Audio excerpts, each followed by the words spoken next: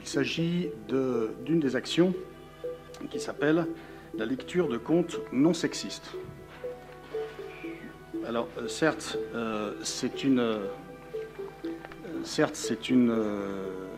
action qui ne relève pas du financement de la ville, mais du financement de l'État, comme c'est bien précisé dans le tableau, donc là-dessus, il n'y a pas de problème.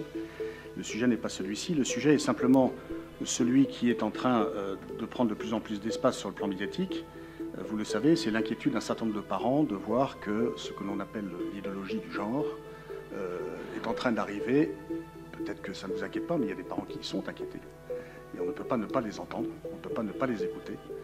Et en toute hypothèse, je voulais savoir si vous aurez deux choses. Premièrement, la même vigilance que celle que nous avons eue pour que là où il y a une excellente intention qui consiste à sensibiliser les enfants au respect d'autrui, au respect de l'autre et au respect effectivement de la fille, du garçon, dans ce qu'il est. Là-dessus, il n'y a évidemment aucun débat, aucune polémique et au contraire que des encouragements. Mais par ailleurs, nous savons que ce type de démarche peut véhiculer des expérimentations qui sont en cours. Et donc nous voulions savoir si vous seriez vigilants sur cette affaire, premièrement, et deuxièmement, si il devait y avoir ce type d'action dans les organismes qui relèvent de près ou de loin de l'autorité de la ville, vous vous engageriez à communiquer sur cette affaire et informer les parents pour avoir leur avis. Moi, j'ai peur que vous soyez un peu dans le fantasme. Alors, socialiste, eh bien, je suis féministe. Et je le dis ici tranquillement, parce que je pense que nous devons assumer les différences entre les femmes et les hommes. Elles ne sont pas seulement innées. Oui, les différences entre les femmes et les hommes, elles sont construites. Oui, le genre, ça existe. Et oui, nous allons l'enseigner dans les écoles. Et c'est tant mieux, parce que ça veut dire plus d'égalité.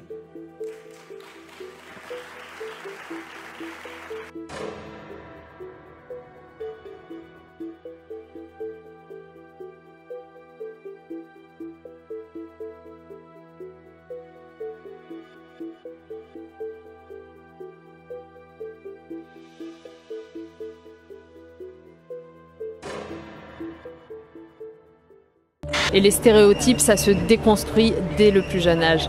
Et la question de l'égalité, quelle que soit l'orientation sexuelle ou l'identité de genre. Moi, je tiens énormément au travail sur l'éducation nationale. J'ai beaucoup entrepris, Vincent Payon, mon collègue en charge de l'éducation, ces derniers mois sur la question du sexisme et de l'égalité garçon-fille. Je pense qu'il faut profiter de cette porte entrouverte pour y glisser la question aussi de l'orientation sexuelle et de l'identité de genre.